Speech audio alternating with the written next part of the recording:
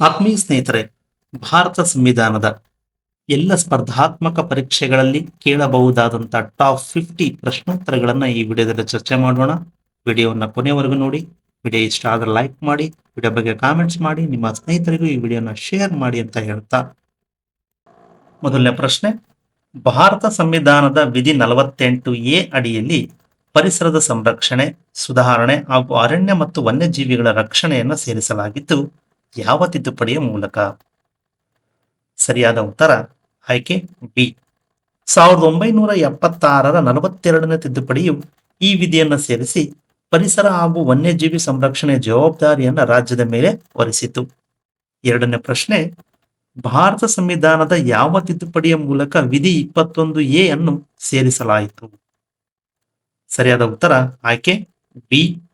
2002ರ 86ನೇ ಸಂವಿಧಾನ ತಿದ್ದುಪಡಿ ಕಾಯ್ದೆಯು ಭಾರತ ಸಂವಿಧಾನದಲ್ಲಿ ವಿಧಿ 21A ಅನ್ನು ಸೇರಿಸಿತು. ಇದು 6ರಿಂದ 14 ವರ್ಷ ವಯಸ್ಸಿನ ಎಲ್ಲ ಮಕ್ಕಳಿಗೆ ಉಚಿತ ಮತ್ತು ಕಡ್ಡಾಯ ಶಿಕ್ಷಣವನ್ನು ಮೂಲಭೂತ ಹಕ್ಕಾಗಿ ಒದಗಿಸುತ್ತದೆ. ಮೂರನೇ ಪ್ರಶ್ನೆ, ಭಾರತ ಸಂವಿಧಾನ ರಚನಾ ಸಭೆಯ ಬಗ್ಗೆ ಈ ಕೆಳಗಿನ ಯಾವ ಹೇಳಿಕೆಗಳು ಸರಿಯಾಗಿವೆ? ಎ, ಇದು ವಯಸ್ಕ ಮತದಾನ ಹಕ್ಕಿನ ಆಧಾರದ ಮೇಲೆ ಇರಲಿಲ್ಲ.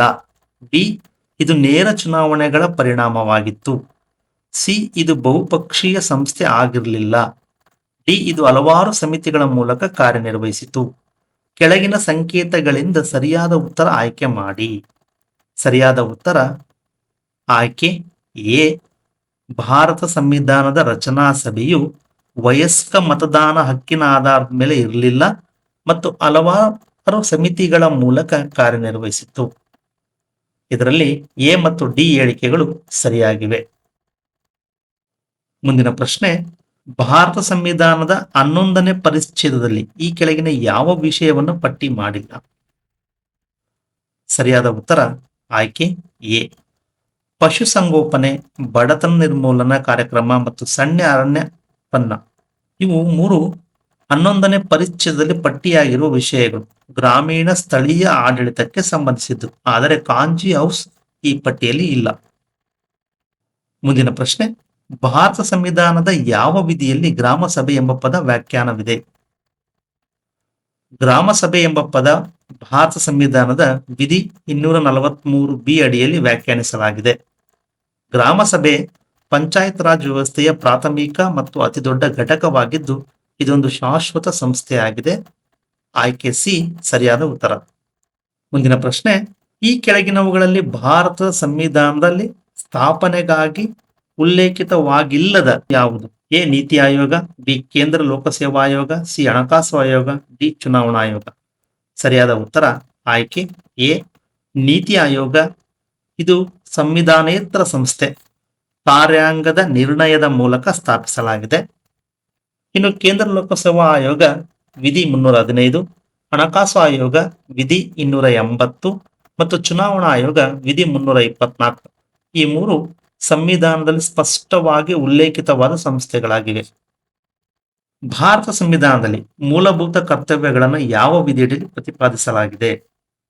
ಸರಿಯಾದ ಉತ್ತರ ಆಯ್ಕೆಯೇ. ಮೂಲಭೂತ ಕರ್ತವ್ಯಗಳನ್ನು ಭಾರತ ಸಂವಿಧಾನದ ಭಾಗ 4A ಅಡಿಯಲ್ಲಿ ವಿಧಿ 51A ರಲ್ಲಿ ಸೇರಿಸಲಾಗಿದೆ. ಮುಂದಿನ ಪ್ರಶ್ನೆ, ರಾಷ್ಟ್ರಪತಿಯವರ ಮಹಾಭಿಯೋಗವನ್ನ ಸಂಸತ್ತಿನ ಯಾವ ಸದನದಲ್ಲಿ ಪ್ರಾರಂಭಿಸಬಹುದು? ರಾಷ್ಟ್ರಪತಿಯವರ ಮಹಾಭಿಯೋಗವನ್ನ ಸಂಸತ್ತಿನ ಯಾವುದೇ ಸದನದಲ್ಲಿ ಪ್ರಾರಂಭಿಸಬಹುದು. ಸರಿಯಾದ ಉತ್ತರ ಆಯ್ಕೆ ಡಿ. ಮುಂದಿನ ಪ್ರಶ್ನೆ, ಭಾರತ ಸಂವಿಧಾನದ ಯಾವ ಭಾಗವು ಕೇಂದ್ರಾಡಳಿತ ಪ್ರದೇಶಗಳ ಬಗ್ಗೆ ವ್ಯವಹರಿಸುತ್ತದೆ? ಕೇಂದ್ರಾಡಳಿತ ಪ್ರದೇಶಗಳ ಬಗ್ಗೆ ವಿವರಿಸುವ ಭಾರತ ಸಂವಿಧಾನದ ಭಾಗ 8. ಆಯ್ಕೆ ಸಿ. ಭಾರತವು ನ್ಯಾಯಾಂಗ ಪುನರ್ವಿಮರ್ಶೆ ಜುಡಿಷಿಯಲ್ ರಿವ್ಯೂ ಪರಿಕಲ್ಪನೆಯನ್ನು ಯಾವ ದೇಶದ ಸಂವಿಧಾನದಿಂದ ಪಡೆದುಕೊಂಡಿದೆ? ಭಾರತ ನ್ಯಾಯಾಂಗ ಪುನರ್ವಿಮರ್ಶೆ ಪರಿಕಲ್ಪನೆಯನ್ನು ಅಮೆರಿಕ ಸಂವಿಧಾನದಿಂದ ಪಡೆದುಕೊಂಡಿದೆ. ಸರಿಯಾದ ಉತ್ತರ ಆಯ್ಕೆ ಡಿ. ಭಾರತ ಸಂವಿಧಾನದಲ್ಲಿ ಎಷ್ಟು ಮೂಲಭೂತ ಹಕ್ಕುಗಳಿವೆ? 6 ಮೂಲಭೂತ ಹಕ್ಕುಗಳಿವೆ. ರಾಷ್ಟ್ರಪತಿಯವರು ತಮ್ಮ ಸ್ಥಾನಕ್ಕೆ ರಾಜೀನಾಮೆ ನೀಡಲು ಬಯಸಿದರೆ ಅವರು ಯಾರಿಗೆ ರಾಜೀನಾಮೆ ನೀಡುತ್ತಾರೆ? ರಾಷ್ಟ್ರಪತಿಯವರು ತಮ್ಮ ಸ್ಥಾನಕ್ಕೆ ರಾಜೀನಾಮೆ ನೀಡಲು ಬಯಸಿದರೆ ಅವರು ಭಾರತದ ಉಪರಾಷ್ಟ್ರಪತಿಯವರಿಗೆ ರಾಜೀನಾಮೆ ನೀಡುತ್ತಾರೆ? ಸರಿಯಾದ ಉತ್ತರ ಆಯ್ಕೆ ಸಿ. ರಾಷ್ಟ್ರಧ್ವಜದ ಉದ್ದ ಮತ್ತು ಅಗಲದ ಅನುಪಾತ ಎಷ್ಟು? ರಾಷ್ಟ್ರಧ್ವಜದ ಉದ್ದ ಮತ್ತು ಅಗಲದ ಅನುಪಾತ 3:2. ಸಂವಿಧಾನಕ್ಕೆ ಕೊನೆಯ ಮೂಲಭೂತ ಕರ್ತವ್ಯವನ್ನು ಯಾವ ವರ್ಷದಲ್ಲಿ ಸೇರಿಸಲಾಯಿತು? ಸಂವಿಧಾನಕ್ಕೆ ಕೊನೆಯ ಮೂಲಭೂತ ಕರ್ತವ್ಯವನ್ನ 2002ನೇ ವರ್ಷದಲ್ಲಿ ಸೇರಿಸಲಾಯಿತು. ಸರಿಯಾದ ಉತ್ತರ ಆಯ್ಕೆ ಡಿ. ಈ ಕೆಳಗಿನವುಗಳಲ್ಲಿ ಯಾವುದು ಈಶಾನ್ಯ ರಾಜ್ಯಗಳ ಬುಡಕಟ್ಟು ಪ್ರದೇಶಗಳ ಆಡಳಿತದ ಬಗ್ಗೆ ಸಂವಿಧಾನದಲ್ಲಿ ವ್ಯವಹರಿಸುತ್ತದೆ? ಈಶಾನ್ಯ ರಾಜ್ಯಗಳ ಬುಡಕಟ್ಟು ಪ್ರದೇಶಗಳ ಆಡಳಿತದ ಬಗ್ಗೆ ಸಂವಿಧಾನದಲ್ಲಿ 6ನೇ ಪರಿಚ್ಛೇದ. ಆಯ್ಕೆ ಸಿ ಸರಿಯಾದ ಉತ್ತರ. ಕೇಂದ್ರ ಸರ್ಕಾರದ ವೆಚ್ಚವನ್ನು ನಿಯಂತ್ರಿಸುವ ಏಕೈಕ ಅಧಿಕಾರ ಯಾರಿಗಿದೆ? ಕೇಂದ್ರ ಸರ್ಕಾರದ ವೆಚ್ಚವನ್ನು ನಿಯಂತ್ರಿಸುವ ಏಕೈಕ ಅಧಿಕಾರ ಸಂಸತ್ತಿಗಿದೆ. ಒಬ್ಬ ಭಾರತೀಯ ಪ್ರಜೆ ತನ್ನ ಪೌರತ್ವವನ್ನು ಈ ಕೆಳಗಿನ ಯಾವುದರ ಮೂಲಕ ಕಳೆದುಕೊಳ್ಳಬಹುದು? ಎ ಅಂತ್ಯಗೊಳಿಸುವಿಕೆ, ಬಿ ಅಧಿಕಾರ ಹರಣ, ಸಿ ಸ್ವಯಂ ತ್ಯಜಿಸುವಿಕೆ, ಡಿ ಮೇಲಿನ ಎಲ್ಲವೂ. ಸರಿಯಾದ ಉತ್ತರ ಆಯ್ಕೆ ಡಿ. ಭಾರತದ ರಾಷ್ಟ್ರಪತಿಯ ಚುನಾವಣೆಗೆ ಸಂಬಂಧಿಸಿದ ವಿವಾದದ ಪ್ರಕರಣವನ್ನು ಯಾರಿಗೆ ಒಪ್ಪಿಸಬಹುದು? ರಾಷ್ಟ್ರಪತಿಯವರ ಚುನಾವಣೆಗೆ ಸಂಬಂಧಪಟ್ಟಂತಹ ವಿವಾದದ ಪ್ರಕರಣಗಳನ್ನು ಭಾರತದ ಸರ್ವೋಚ್ಚ ನ್ಯಾಯಾಲಯಕ್ಕೆ ಒಪ್ಪಿಸಬಹುದು. ಆಯ್ಕೆ ಎ ಸರಿಯಾದ ಉತ್ತರ. ಯಾವ ಸದನದ ಅಧ್ಯಕ್ಷರು ಆ ಸದನದ ಸದಸ್ಯರಾಗಿರುವುದಿಲ್ಲ? ಇದಕ್ಕೆ ಸರಿಯಾದ ಉತ್ತರ ಆಯ್ಕೆ ಸಿ ರಾಜ್ಯಸಭೆ. ರಾಜ್ಯಸಭೆಯ ಅಧ್ಯಕ್ಷರು ಭಾರತದ ಉಪರಾಷ್ಟ್ರಪತಿಗಳಾಗಿರುತ್ತಾರೆ. ಅವರು ಆ ಸದನದ ಸದಸ್ಯರಾಗಿರುವುದಿಲ್ಲ. ಭಾರತ ಸರ್ಕಾರದ ಹಣಕಾಸು ಮಸೂದೆ ಯಾವ ಸದನದಲ್ಲಿ ಮಂಡಿಸಲಾಗುತ್ತದೆ? ಹಣಕಾಸು ಮಸೂದೆಯನ್ನ ಲೋಕಸಭೆಯಲ್ಲಿ ಮಂಡಿಸಲಾಗುತ್ತದೆ. ಆಯ್ಕೆ ಸಿ ಸರಿಯಾದ ಉತ್ತರ. ಭಾರತದಲ್ಲಿ ಎಲ್ಲಿಯಾದರೂ ಇರುವ ಯಾವುದೇ ಪ್ರಕರಣವನ್ನು ವರ್ಗಾಯಿಸುವ ಹಕ್ಕು ಯಾರಿಗಿದೆ? ಭಾರತದಲ್ಲಿ ಯಾವುದೇ ಪ್ರಕರಣವನ್ನು ವರ್ಗಾಯಿಸುವ ಹಕ್ಕು ಭಾರತದ ಸರ್ವೋಚ್ಚ ನ್ಯಾಯಾಲಯಕ್ಕೆ ಇದೆ. ಸಹಕಾರ ಸಂಘ ಕೋಆಪರೇಟಿವ್ ಸೊಸೈಟಿ ರಚಿಸುವ ಹಕ್ಕನ್ನು ಯಾವ ವಿಧಿಯಲ್ಲಿ ವಿವರಿಸಲಾಗಿದೆ? ಸಹಕಾರ ಸಂಘಗಳನ್ನು ರಚಿಸುವ ಹಕ್ಕನ್ನ ವಿಧಿ 19ರ 1ನೇ ಉಪವಿಧಿಯ ಸಿ ಯಲ್ಲಿ ವಿವರಿಸಲಾಗಿದೆ. ಸರಿಯಾದ ಉತ್ತರ ಆಯ್ಕೆ ಎ. ಸಂಸದೀಯ ಮಾದರಿಯ ಸರ್ಕಾರದಲ್ಲಿ ಕಾರ್ಯಾಂಗವು ಶಾಸಕಾಂಗಕ್ಕೆ ಜವಾಬ್ದಾರಿಯಾಗಿರುತ್ತದೆ. ಆದ್ದರಿಂದ ಇದಕ್ಕೆ ಸರಿಯಾದ ಉತ್ತರ ಆಯ್ಕೆ ಡಿ. ರಾಷ್ಟ್ರಪತಿ ಹುದ್ದೆ ಖಾಲಿ ಸ್ಥಾನವನ್ನ ಎಷ್ಟು ಅವಧಿ ಒಳಗೆ ಭರ್ತಿ ಮಾಡಬೇಕು? ರಾಷ್ಟ್ರಪತಿಯ ಹುದ್ದೆ ಖಾಲಿ ಸ್ಥಾನವನ್ನ 6 ತಿಂಗಳ ಒಳಗೆ ಭರ್ತಿ ಮಾಡಬೇಕು. ಸರಿಯಾದ ಉತ್ತರ ಆಯ್ಕೆ ಸಿ. ಮುಂದಿನ ಪ್ರಶ್ನೆ, ರಾಜ್ಯದ ರಾಜ್ಯಪಾಲರನ್ನು ರಾಷ್ಟ್ರಪತಿಯವರು ಯಾರ ಸಲಹೆಯ ಮೇರೆಗೆ ನೇಮಿಸುತ್ತಾರೆ? ರಾಜ್ಯದ ರಾಜ್ಯಪಾಲರನ್ನು ರಾಷ್ಟ್ರಪತಿಯವರು ಪ್ರಧಾನಮಂತ್ರಿಯವರ ಸಲಹೆಯ ಮೇರೆಗೆ ನೇಮಿಸುತ್ತಾರೆ. ಆಯ್ಕೆ ಎ ಸರಿಯಾದ ಉತ್ತರ. ಭಾರತದ ಉಪರಾಷ್ಟ್ರಪತಿಯ ಅಧಿಕಾರಾವಧಿ ಎಷ್ಟು? ಭಾರತದ ಉಪರಾಷ್ಟ್ರಪತಿಯವರ ಅಧಿಕಾರಾವಧಿ 5 ವರ್ಷ. ಈ ಕೆಳಗಿನವರಲ್ಲಿ ಯಾರು ರಾಷ್ಟ್ರಪತಿಯವರ ಇಚ್ಛೆಯ ಮೇರೆಗೆ ಅಧಿಕಾರದಲ್ಲಿ ಇರುತ್ತಾರೆ? ರಾಜ್ಯಪಾಲರು ರಾಷ್ಟ್ರಪತಿಯವರ ಇಚ್ಛೆಯ ಮೇರೆಗೆ ಅಧಿಕಾರದಲ್ಲಿ ಇರುತ್ತಾರೆ. ರಾಷ್ಟ್ರಪತಿಯವರು ಲೋಕಸಭೆ ಮತ್ತು ರಾಜ್ಯಸಭೆಗೆ ನಾಮನಿರ್ದೇಶನ ಮಾಡುವ ಒಟ್ಟು ಸದಸ್ಯರ ಸಂಖ್ಯೆ ಎಷ್ಟು? ರಾಷ್ಟ್ರಪತಿಯವರು ಲೋಕಸಭೆ ಮತ್ತು ರಾಜ್ಯಸಭೆಗೆ ನಾಮನಿರ್ದೇಶನ ಮಾಡುವ ಒಟ್ಟು ಸದಸ್ಯರ ಸಂಖ್ಯೆ 14.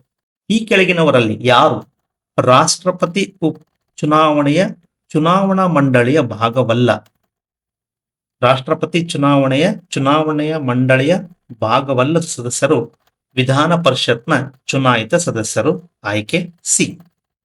ಈ ಕೆಳಗಿನ ಯಾವ ನೇಮಕಾತಿಯನ್ನು ಭಾರತದ ರಾಷ್ಟ್ರಪತಿಯವರು ಮಾಡುವುದಿಲ್ಲ? ಲೋಕಸಭೆಯ ಸಭಾಧ್ಯಕ್ಷರನ್ನ ಭಾರತದ ರಾಷ್ಟ್ರಪತಿಯವರು ನೇಮಕ ಮಾಡುವುದಿಲ್ಲ. ಭಾರತದ ಪ್ರಧಾನಮಂತ್ರಿಯವರನ್ನು ಯಾರು ನೇಮಿಸುತ್ತಾರೆ? ರಾಷ್ಟ್ರಪತಿಯವರು ಪ್ರಧಾನಮಂತ್ರಿಯನ್ನು ನೇಮಿಸುತ್ತಾರೆ. ರಾಷ್ಟ್ರಪತಿ ಸ್ಥಾನಕ್ಕೆ ಸ್ಪರ್ಧಿಸಲು ಕನಿಷ್ಠ ವಯಸ್ಸು ಎಷ್ಟು? 35 ವರ್ಷ. ಕೇಂದ್ರಾಡಳಿತ ಪ್ರದೇಶದಲ್ಲಿ ಮುಖ್ಯಮಂತ್ರಿಯನ್ನು ಯಾರು ನೇಮಿಸುತ್ತಾರೆ? ಕೇಂದ್ರಾಡಳಿತ ಪ್ರದೇಶದಲ್ಲಿ ಮುಖ್ಯಮಂತ್ರಿಯನ್ನು ಲೆಫ್ಟಿನೆಂಟ್ ಗವರ್ನರ್ ನೇಮಿಸುತ್ತಾರೆ. ರಾಷ್ಟ್ರಪತಿಯವರು ಅಧಿಕಾರದಲ್ಲಿರುವಾಗ ನಿಧನರಾದರೆ ಉಪರಾಷ್ಟ್ರಪತಿಯವರು ಗರಿಷ್ಠ ಎಷ್ಟು ಅವಧಿಗೆ ರಾಷ್ಟ್ರಪತಿಯಾಗಿ ಕಾರ್ಯನಿರ್ವಹಿಸಬಹುದು? ರಾಷ್ಟ್ರಪತಿಯವರು ಅಧಿಕಾರದಲ್ಲಿ ಇದ್ದಾಗಲೇ ನಿಧನರಾದರೆ ಉಪರಾಷ್ಟ್ರಪತಿಯವರು ಗರಿಷ್ಠ 6 ತಿಂಗಳವರೆಗೂ ರಾಷ್ಟ್ರಪತಿಯಾಗಿ ಕಾರ್ಯನಿರ್ವಹಿಸಬಹುದು. ರಾಷ್ಟ್ರಪತಿಯವರು ಅಧಿಕಾರ ಸ್ವೀಕರಿಸುವ ಮೊದಲು ಅವರಿಗೆ ಪ್ರಮಾಣ ವಚನ ಬೋಧಿಸುವವರು ಯಾರು? ರಾಷ್ಟ್ರಪತಿಯವರು ಅಧಿಕಾರ ಸ್ವೀಕರಿಸುವ ಮೊದಲು ಸುಪ್ರೀಂ ಕೋರ್ಟ್ನ ಮುಖ್ಯ ನ್ಯಾಯಮೂರ್ತಿಗಳು ಅವರಿಗೆ ಪ್ರಮಾಣ ವಚನವನ್ನು ಬೋಧಿಸುತ್ತಾರೆ. ಸಂಸತ್ ಸದಸ್ಯರಲ್ಲದ ವ್ಯಕ್ತಿಯನ್ನು ರಾಷ್ಟ್ರಪತಿಯವರು ಗರಿಷ್ಠ ಎಷ್ಟು ಅವಧಿಗೆ ಮಂತ್ರಿಯಾಗಿ ನೇಮಿಸಬಹುದು? 6 ತಿಂಗಳ ಅವಧಿಗೆ ಮಂತ್ರಿಯಾಗಿ ನೇಮಿಸಬಹುದು. ರಾಜ್ಯಸಭೆಯನ್ನು ವಿಧಾನ ಪರಿಷತ್ನಿಂದ ಪ್ರತ್ಯೇಕಿಸುವ ಒಂದು ಲಕ್ಷಣ: ಎ. ಮಹಾಭಿಯೋಗದ ಅಧಿಕಾರ, ಬಿ. ಪರೋಕ್ಷ ಚುನಾವಣೆ, ಸಿ. ಸದಸ್ಯರ ನಾಮನಿರ್ದೇಶನ, ಡಿ. ಸದಸ್ಯತ್ವದ ಅವಧಿ. ಇದಕ್ಕೆ ಸರಿಯಾದ ಉತ್ತರ ಆಯ್ಕೆ ಎ.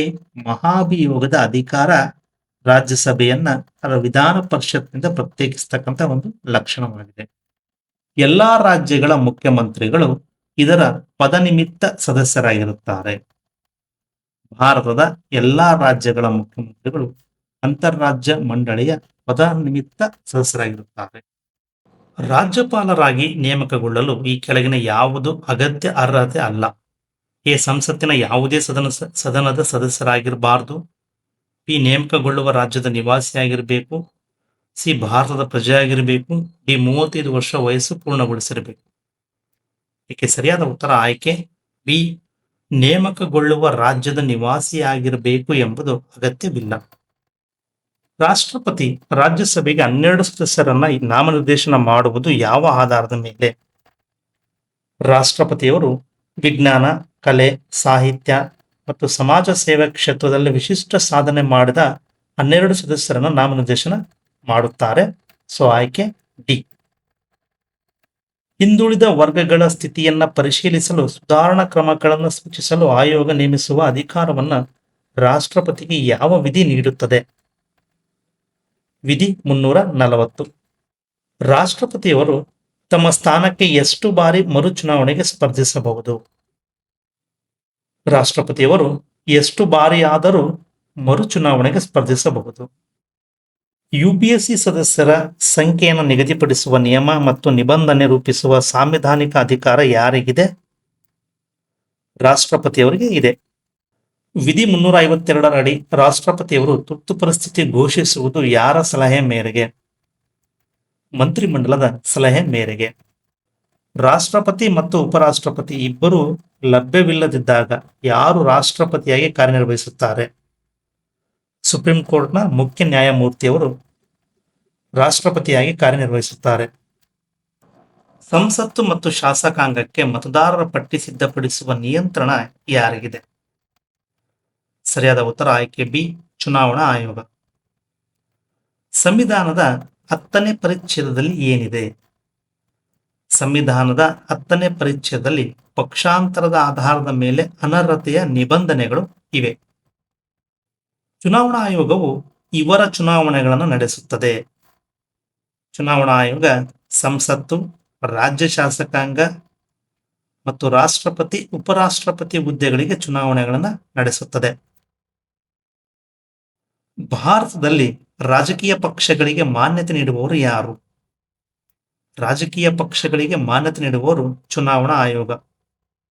ಉಪರಾಷ್ಟ್ರಪತಿಯನ್ನು ಈ ಸದಸ್ಯರನ್ನೊಳಗೊಂಡ ಚುನಾವಣಾ ಮಂಡಳಿ ಚುನಾಯಿಸುತ್ತದೆ.